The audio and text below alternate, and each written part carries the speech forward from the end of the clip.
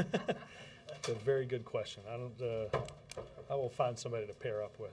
Before I get started, I want to read a brief statement from the President on the terrorist attack in Moscow today. I strongly condemn this outrageous act of terrorism against the Russian people at the Domodedovo airport. I want to express the solidarity of the American people with the Russian people in the aftermath of this premeditated attack against innocent civilians. Michelle and I offer our deepest condolences to the Russian people who have suffered greatly at the hands of terrorism. We share your sorrow and are resolved to stand with you in our common fight against those who use terrorism for their political goals. Our thoughts are with the families of the victims, and we are praying for a successful recovery for all of those who were injured. To give you an update, the President was briefed on these events at 10:45 in the Oval Office by John Brennan, separate and apart from his presidential daily briefing. So with that. On the attacks, would it be your initial sense that it would be the work of Chechen rebels as opposed to some group that might also be kind of I'm not going to get into, I don't think it would be a good idea for me to get into that. Obviously, we are continuing to gather facts to talk with the Russian government. We would extend any assistance that they might want, and officials here and throughout our government will stay briefed throughout the day on it. And on State of the Union, your response to the comments by McConnell and Cantor yesterday, basically holding the line on any new spending? Well, look, I think many of you will find this to be a semi-unsatisfying briefing. The fact that I am not at noon on Monday going to talk or give a lot about what the President's going to say at 9 on Tuesday. I will say that I think you'll hear the President, as we've discussed, spend most of his time talking about the economy, talking about the challenges that we faced, both in the short term, in terms of doing whatever we can to help create jobs, in the medium and long term to continue working on issues like competitiveness and innovation, and ensuring that in the medium and the long term we get our fiscal house in order. So I think this is we're not going to have a debate in Washington about whether we need to make some changes and whether we need to control our spending. We're going to have hopefully a bipartisan discussion and work together on how we go about doing that. If the administration has already assured Democratic leaders that the President won't be calling for cuts to Social Security, will there be any specifics on curbing Social Security? Here, Erica, I was going to print up a slide that said the President's State of the Union is at 9 p.m. on Tuesday. I likely should have done that. I know there's a lot of conjecture back and forth. I'm going to wait until the speech. And with that, I'm sure nobody else has their hand raised because that sort of sucked the air out of the room, didn't it? Robert, when will the President take a position on the Deficit Commission's report? Well, look, I think you'll hear, again, as I just said to Eric, I think you'll hear the President talk about a whole host of economic things, including getting our fiscal house in order. And as you know, Jeff, the President's budget will be released in fairly short order as well. You'll notice I didn't ask that about the State of the Union, but I think my hunch is that you took the clause, will the President in the State of the Union, ... So I mean, let's take that whole piece out of it. At some point, will he not take a position on which particular areas from those proposals he will support and which areas he would like to see implemented? Jeff, I think, again, this is a President who, in last year's budget, instituted some tough measures in terms of our non-defense discretion or non-security discretionary spending. You've seen proposals already this year to freeze civilian pay for government employees. And the President, again, will spend some time, not just tomorrow night and not just at the introduction of the budget, but throughout the year, talking about what we have to do, again, to make progress on our spending. Do you I think you said last year from the podium that deficit reduction would be one of the main priorities of the White House this year. Is that still true? I think that the steps that we need to take to get our fiscal house in order will be something you'll hear a lot of discussion on this year. Yes. Let me ask you one non-deficit question. Does the White House have any reaction to President Sarkozy's proposals on G20 today, specifically regarding commodities? I know that we talked a little bit about this morning, the speech that had been given, and I think NEC was taking a look at that, but I have not heard anything back on that. Check. If the president, as the people, senior administration officials have talked about some of the things that are going to be in the speech with us, with Democratic consultants. I understand you're not going to get into the details of that, but if the president the president has been talking for months about the competitiveness agenda, investments in infrastructure and education and innovation. If the president is calling for that, which are spending programs, would it not be responsible to offset that spending with cuts elsewhere? If the president is concerned about the debt and deficit, as he also has said, including in his Saturday address to supporters. I think that you'll find that what you just said won't be contradicted in the speech. A quick question about Bradley Manning, the suspected of leaking information. Is the administration satisfied that he is being kept in conditions that are appropriate for his accused crime, and that visitors to Bradley Manning are treated as any visitors, any prisoner would be treated? I haven't, truthfully, Jake, have not heard a lot of discussion on that inside of here. I'm happy to take a look at something in terms of a specific question about that. I think that I would direct you to the authorities that are holding it. And just the last question to follow up on the statement you read from the president on the terrorist attack in Moscow. Has the president been in touch with Medvedev or Putin, or not that I'm aware of at this point? And if a call in the schedule is layered on, we will let you know. Will the U.S. extend assistance in the investigation? Absolutely. As I said earlier, any assistance that the government of Russia needs or wants, we certainly stand ready to help them. Dan. Robert, how much, you said that the President's State of the Union will focus on jobs, but how much of that speech will also look at foreign policy and in particular Afghanistan? Well, I think the President will certainly get into a discussion of some aspects of our foreign policy, and we'll certainly talk about where we are and what progress has been made in our war in Afghanistan. Absolutely. And will it be an optimistic view in terms of the progress that is? I don't think it will be different than the way we've been talking about it, and I would stay tuned for the speech. You're giving it away. I think most of the people in this room would probably grade me as not having given a ton away at this point. A new poll, CNN poll, pointing out that the President's approval rating continuing to rise. You tend not to like those polls whenever we ask when the numbers are going down. You haven't tended to ask me about one that's gone up. I'm asking you that. What does the administration watch these numbers, and what do you credit for this spike? I watch these numbers because many of you asked me about your own polls during these briefings. So, but look, I would go back to what we were saying, Dan, in all honesty, back during the beginning of the lame duck session. Quite frankly, even somewhat directly after the election, that the message that the American people had delivered in an election was that both sides have a stake in governing this country, and both sides should put aside politics and game playing to sit down and try to solve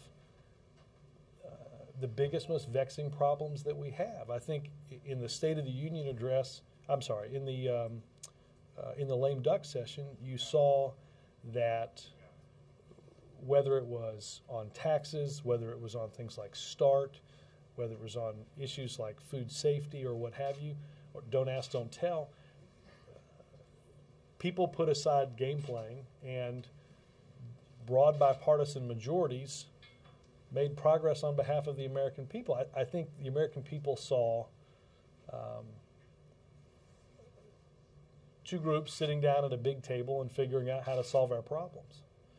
And I think because of that, people have reacted positively to the progress that has been made, and not just the overall impact of it, but how we went about doing it. And I think it's a pretty good roadmap on a whole host of issues as we move forward.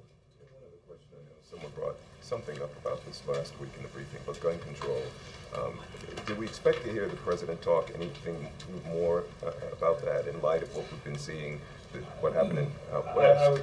From a policy perspective, I'll simply tell you that as I said last week, I don't doubt that as a result of the impact of the issues of what happened in Tucson, that there'll be a number of proposals that this White House and the Congress will evaluate, and we'll wait until tomorrow to see what's in the State of the Union. Favoring more so than another on the follow-up on the gun? I don't have any outcome of that evaluation.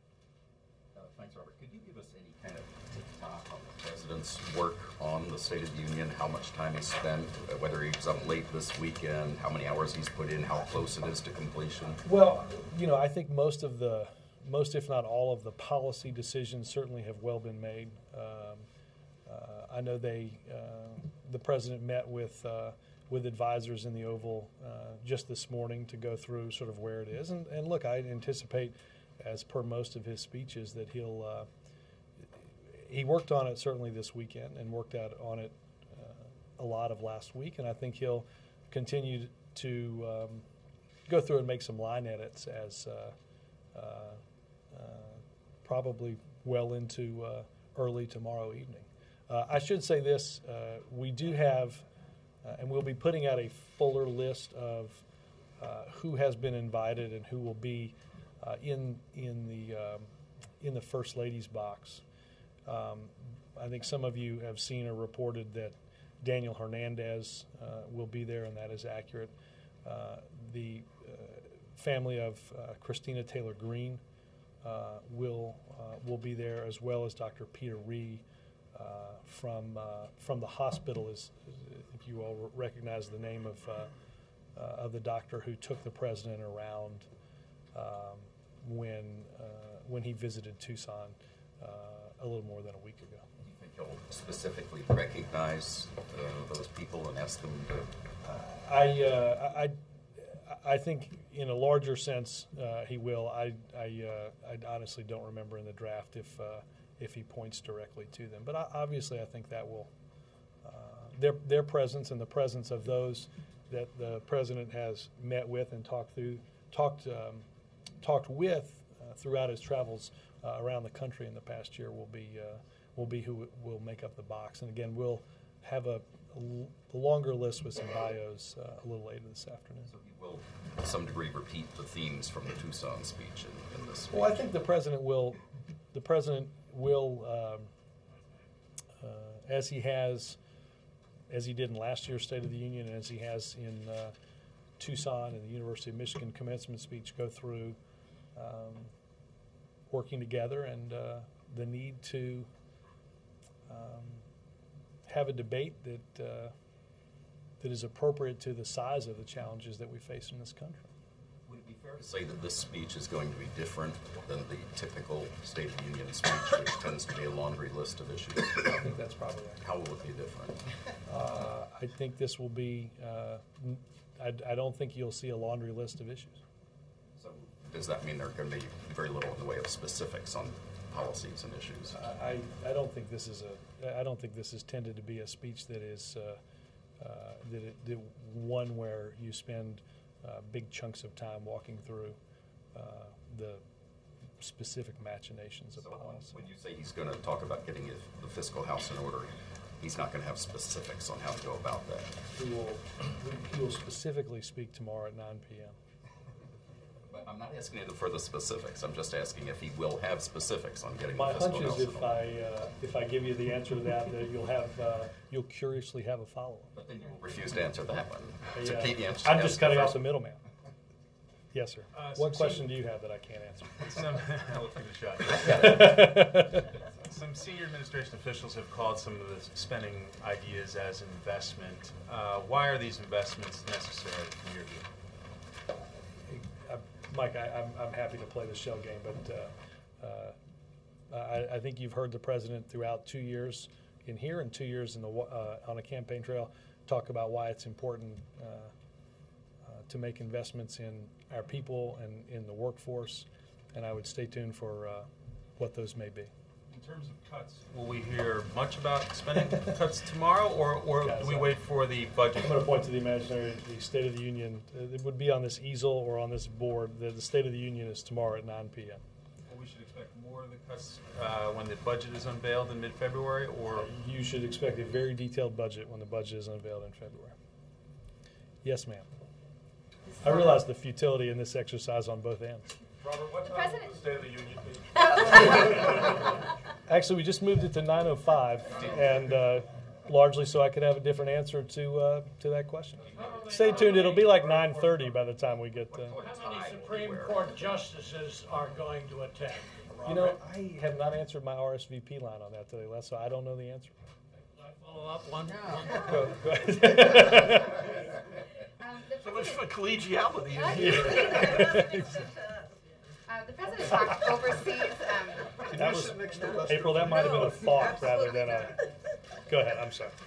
The president talked overseas in November after the midterms about the need for him to make a mid-course correction. Those were his words. Has he made that mid-course correction, and what is it?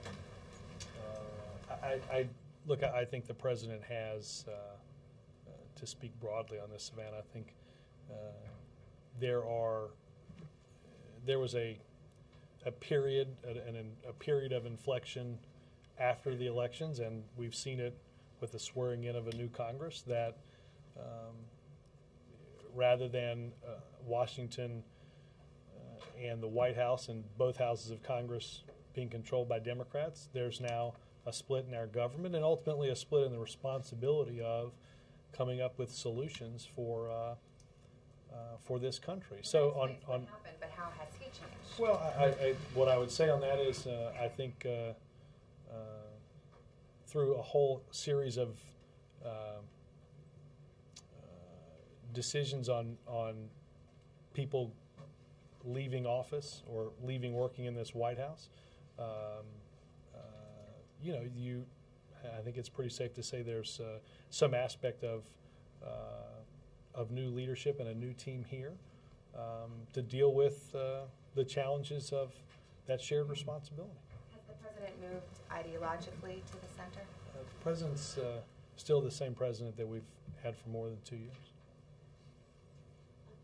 I'm not going to waste my time on any truly deep or substantive questions, but so maybe you can tell us about the event tonight with the freshman members. How does the president plan on spending his time at this? Is he going to mingle? Is it a receiving line? And I think he will mingle some, and I think most of it will be, I think, not unlike you saw in a number of, or have seen in a number of events. I think you'll see the president will take pictures with a lot of the incoming members and have an opportunity during that to talk to them, and I'm sure they'll have plenty of things to tell the president about. Are there going to be more events along these lines? Or were some in the beginning of the administration, then they sort of, cocktails at the White House sort of fell off? Are you planning on doing more of these, or is this a one-time thing? I think that whether it's meeting with the freshmen, whether it's lunches with the new Republican leadership, I think you'll see the president, as he has in the past, extend an invitation to and hopefully renew those invitations to spend time sitting and talking together about the things that we agree on. We tend in this town to spend most of our time focusing on what we don't agree on, and I think, as I said earlier, the model of a lame duck session where people can have a civil conversation sitting at the same table making progress on issues is, I think, what the American people are looking for. So he's going to be stepping these up, doing the I work. think you'll see more of it, sure. Mark? Robert, any comment on Republicans choosing Budget Chairman Paul Ryan to deliver the Republican response? None that I can think of. No, I mean, I think he's, I don't have anything really.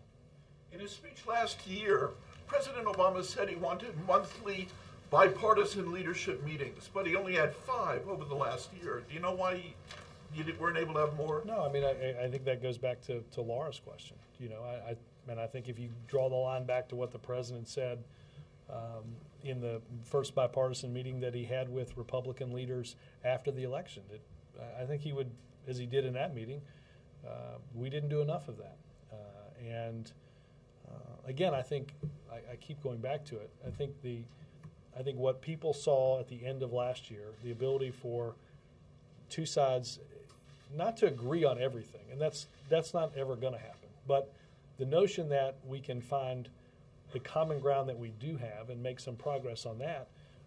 I think anytime you have more events, like more meetings, more events where you sit down and have that sort of rational conversation, not separated by 2 different boxes on television, I think is probably a productive thing for government.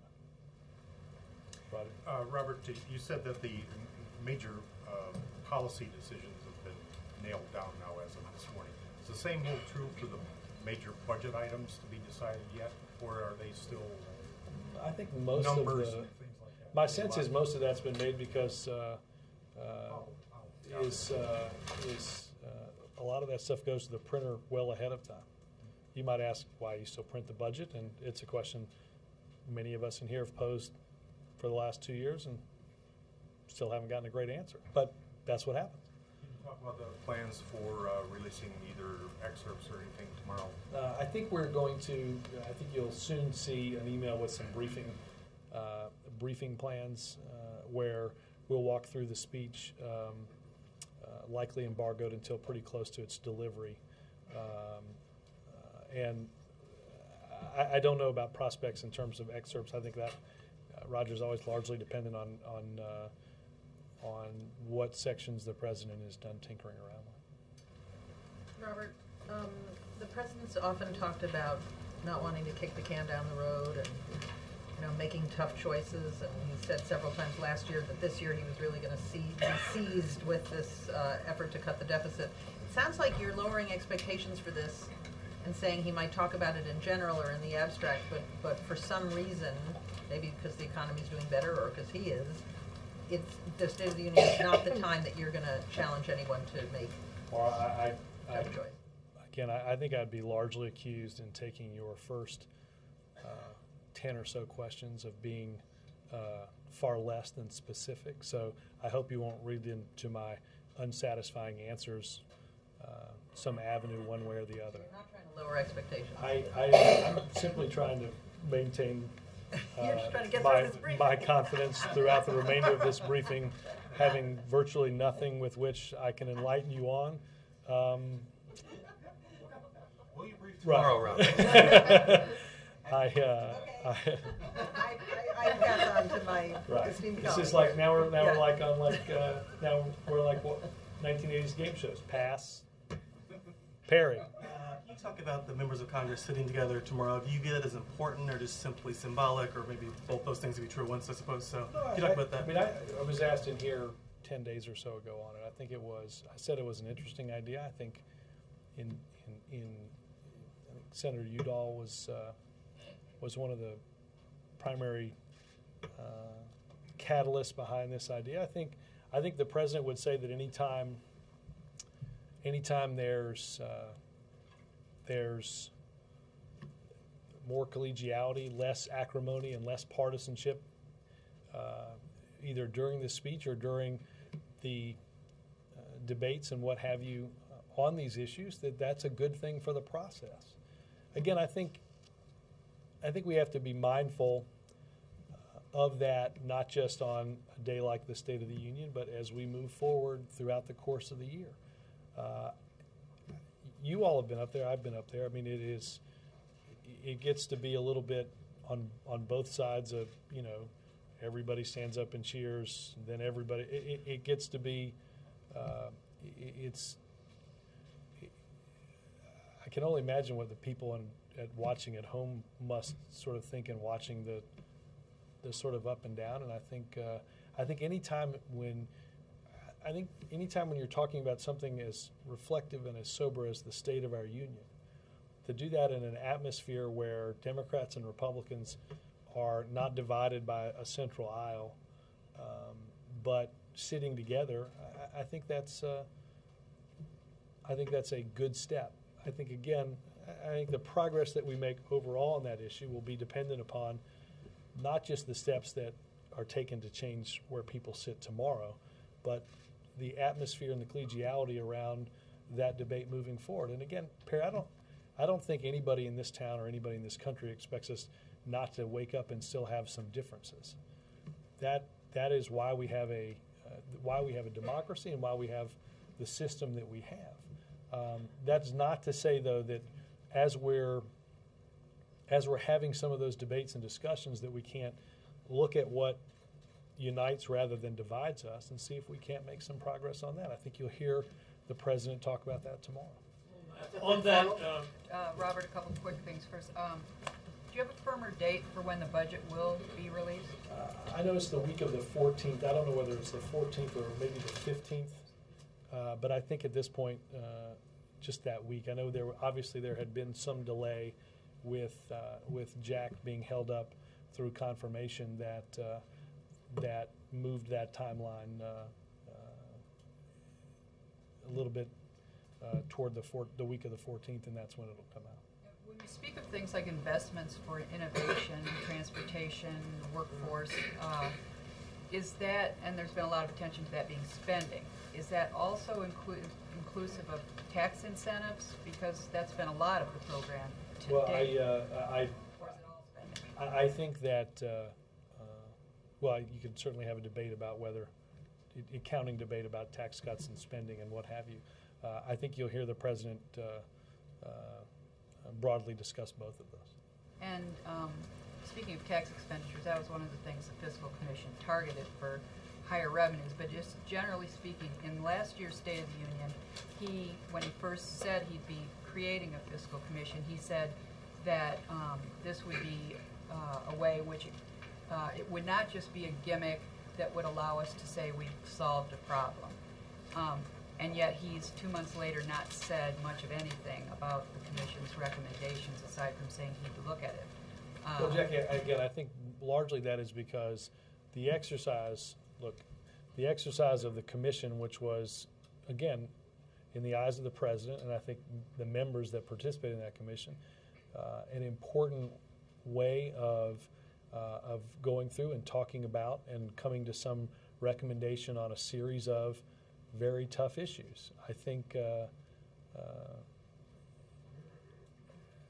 that process, from our standpoint, the next part of that process, obviously, is the introduction of our budget. So, I know that it's not the most satisfying answer in the world, but I think I'd judge some of this stuff not just by tomorrow, but what you see in the president's budget in a couple of weeks. But is that report just essentially on a shelf now, like so many others? And I mean, that's where it'll be if he doesn't do something with it. Again, I think you're going to have a very long and a very serious conversation in this town over the course of the next year to 2 years about how we get our fiscal house in order. I think that is, again, this is not, as I said early in this briefing to Erica's first question, this is not about whether or not we're going to do this. It's about how we're going to do this. So I think that is something you'll hear and see take up a lot of time in the next many months. Is he starting it tomorrow night? Is he starting that conversation tomorrow night or not? We should get together around 9 and listen. I know, Mara, it's just, we have this weird thing about the president giving the speech. That's a quick follow-up. Some of the harshest critics to the Bowles-Simpson Commission were Democrats, Nancy Pelosi and others. Does part of having that conversation include President Obama getting his own party to be prepared to have a serious conversation? Jake, I think that the president would likely tell you that one group in a party or one party alone is not going to come to a series of decisions that allow us to solve this problem. We didn't get into this overnight. We didn't get into this because of one set of ideas, and it's going to take working together to get out of it. But the Bowles-Simpson Commission very specifically, in terms of Social Security reform, talked about increasing benefits for poorer seniors, and then means testing benefits for older seniors. That became, in the mouths of Capitol Hill Democrats, this commission wants to cut Social Security. I didn't hear a word from the president in terms of their unfair characterization of the recommendations. I'm not going to get into the specifics of what is or what isn't in the speech. Yes, sir. I'd like to ask about the specifics of the day after the State of the Union speech. Specifically, why is the president going to Manitowoc? Because it's near Green Bay, and and it's in a swing state. A humbling experience for a Bears fan. No, look, I think you'll see the president go through, and we'll have more on this as we get closer in terms of his activities. This is an extension of some of the visits that he's done over the course of many months to go and talk with folks out in the country, to visit businesses and schools, and hear about what's working and the expectations and the hopes that people have for continued progress economically throughout the course of the next year. It's again, you'll see us not as much highlight stuff that not stuff that we've been involved in, but things that are working at a state and local level that are important in dealing with the challenges that you'll hear the president discuss on Tuesday. On State of Union themes on competitiveness and jobs and stuff Absolutely. like that. Absolutely. Thank you. I'll do a couple more because. Robert, I have some questions for you on marriage. Back in 1996, when the president was running to become an Illinois state senator, he stated in a questionnaire response to what is now the Windy City Times that he supports same-sex marriage.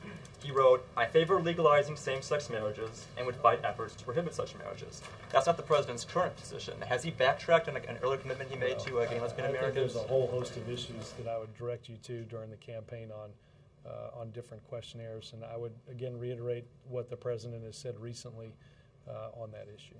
But do you dispute the accuracy of this questionnaire response? Again, I'm happy to send you the several thousand clips of which went around during the course of 2008 on a whole host of those issues. Thanks, guys. Come on, Robert. Robert, don't leave us. You haven't even finished Don't the third. leave us, Robert. You have Somebody not play finished that the slow, third sappy row. music. The House Republicans are introducing a bill to kill public financing of elections. It's going to come down next week, it seems. The president obviously didn't take public financing in 2008, but he has been a supporter of the system. Where is White House come down on this? Sam, again, the president believes that if you look back at the decisions that the president was critical of a year ago, the concern about special interest money in dictating the decisions that are made at the ballot box are obviously something that are greatly concerning of him. I have not, and I don't know who here has seen the exact specifics of the legislation, but obviously ensuring that we have a fair campaign system is something that we all support. April. Robert, he said April, I'm sorry. Robert. I want to make you guys all sit in different seats. For Do you think that'll work, Mark? Yeah, unity. Speaking of seats, I have a question on seats. He's still called on April. Hold on. After April. Thank you. That happened 45 minutes ago. I've only been out here for half an hour. Yes, ma'am. Yes, Robert. First of all, how many drafts are there of the State of the Union so far? And where's the president rehearsing for tomorrow night? I have not heard where he might go over the speech. Is it not in Family Theater? I don't think he's used. I don't know that he's ever done it in there.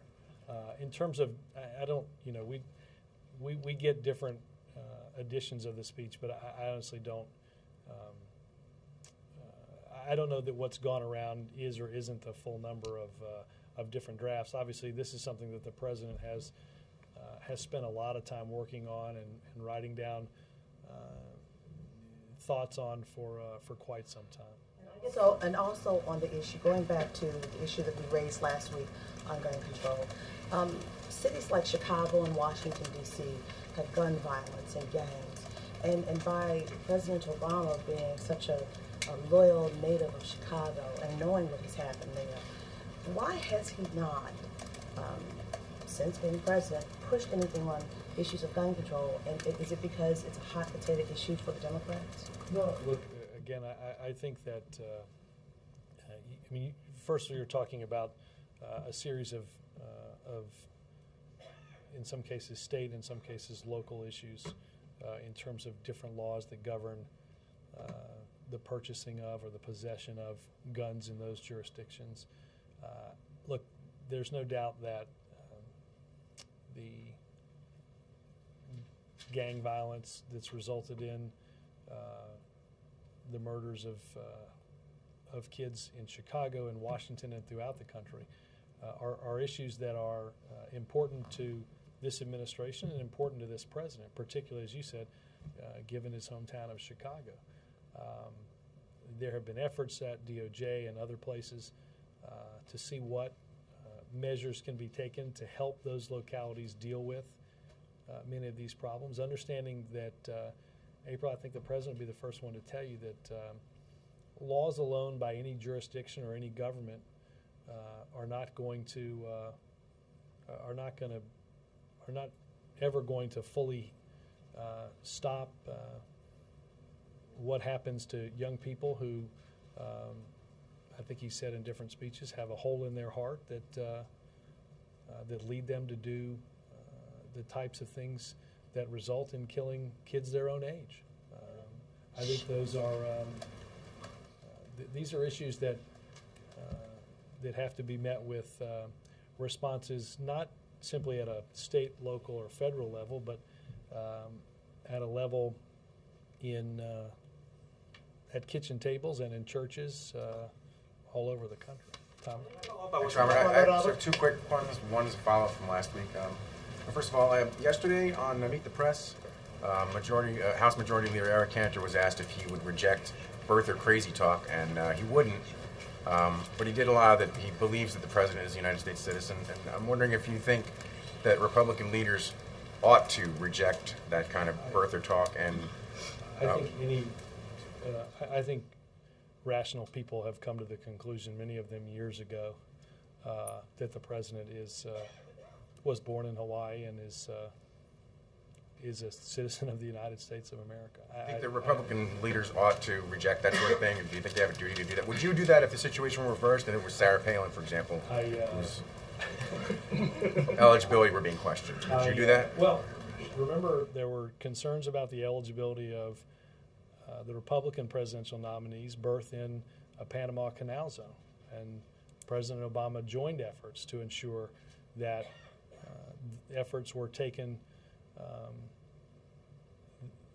to, again, ensure that if there were any questions about what that meant for your citizenship.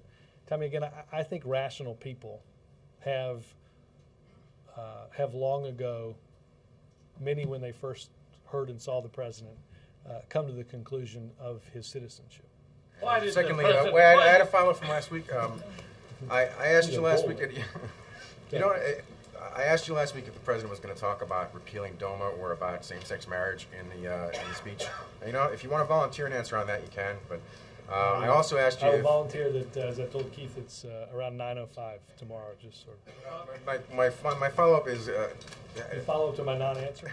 No, but I also asked you if the president. He said his personal view on same-sex marriage is evolving, and so I wanted to follow up and see has he come to a new personal view? And as I said earlier, I don't have an update to what to reiterating that it's something that he thinks a lot about. Do you know when he might speak about that? If he's not going to speak about it, is there any plan in the future? I don't know if I don't have that. Robert, Lester, just a couple last questions. All right, Robert. Do we have run out of timeouts? The president Friday named Mr. Immelt as head of his council on jobs and competitiveness. Do we know the other members? Have you put out a list of the other members? I don't think we've put out a list of those members. My guess is they'll be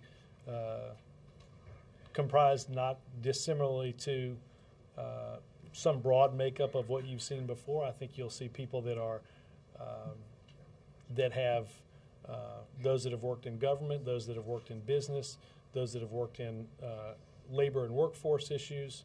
I think the president wants a broad viewpoint as we transition from the PRAB structure of focusing on the decisions that have to be made immediately to prevent us from sliding from a recession into a depression, now to focusing on, as we've seen now 12 months of positive job growth, how do we see that growth not simply continue but become greater, and how do we make a series of decisions that put us on stronger footing for the long term? Why did the Machinists Union, if I may follow up, the Machinists Union today put out some numbers showing that GE is one of the major exporters of American jobs over the last 5 years. So doesn't the presence of Mr. Immelt as the chairman of the Competitive Council sort of contradict the president's message that we have to create new jobs here in America? Well, I'd say first and foremost, Bill, I don't think the message is contradictory, largely because what we did was, the stop that we made was to visit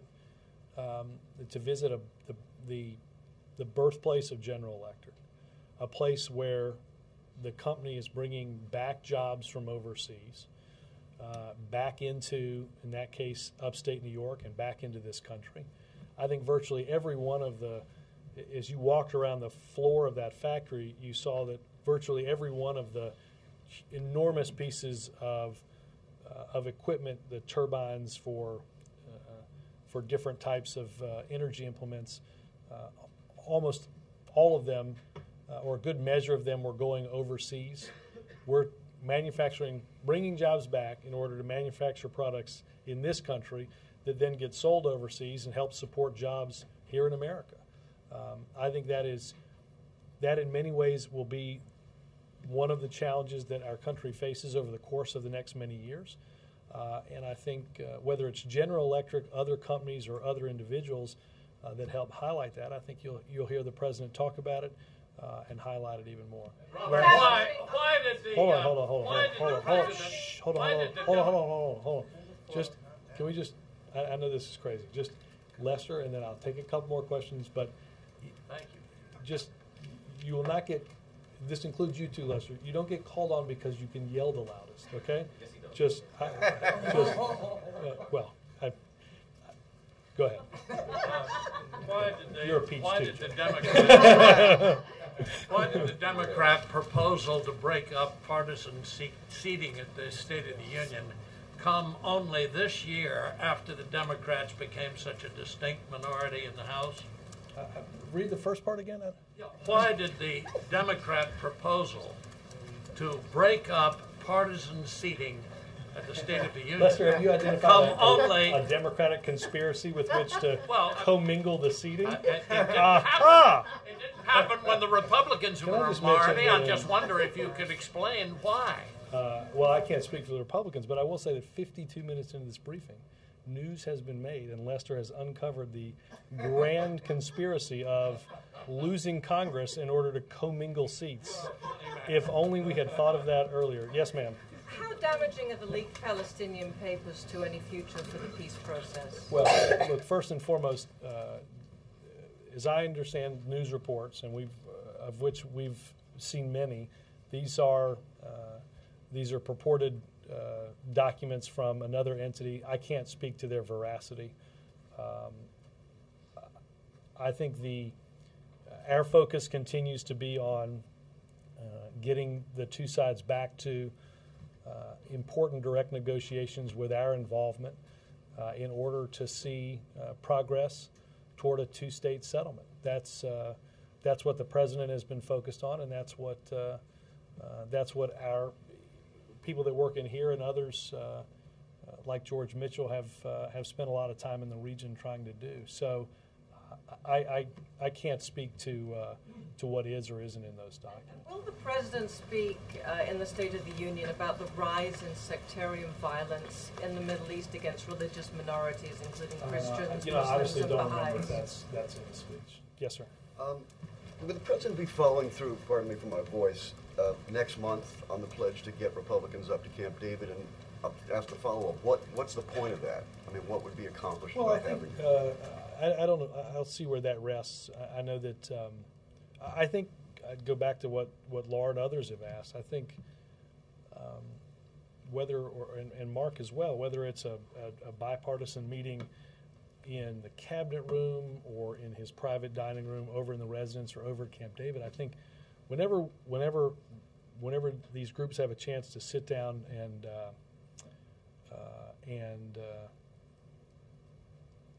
away from the partisan back and forth, and again speak directly to one another, I think you have you have a better opportunity again to find out not what you disagree on, but what you agree on, and how you can move that forward. I think that was again the basis for what we saw in getting a lot done in December, and I hope, and I think the president hopes, that it is a model as we move forward. Being able to spend some time focusing on those issues that we all believe are important and some of those common solutions, I think would do all of us well, and I know it would do the American people well to see that as well. Thanks, guys.